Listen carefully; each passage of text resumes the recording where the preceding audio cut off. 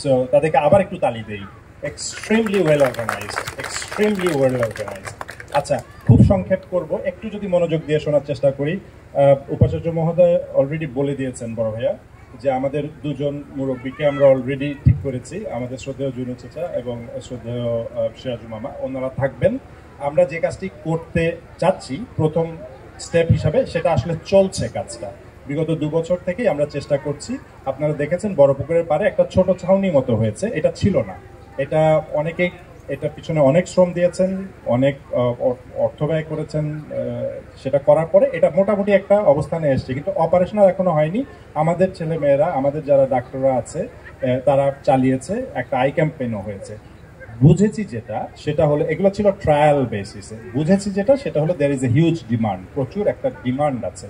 এই ডিমান্ডটাকে আমরা মিট করতে চাই। এই খান সিদ্দিকী ফাউন্ডেশন বা যেটাই নাম, আমি নাম খুব ভালো বুঝি না, মানে আমরা সবাই এক পরিবার, এই পরিবারের 2-একটা অ্যাকশন হিসাবে যেটা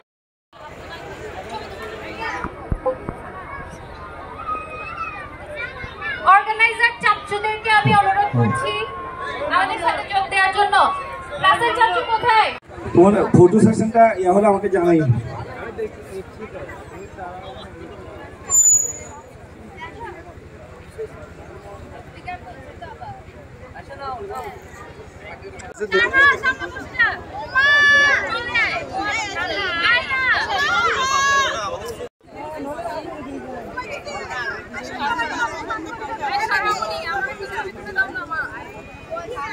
নাম মোহাম্মদ আইয়ুব খান, এই আমার পরিচয়।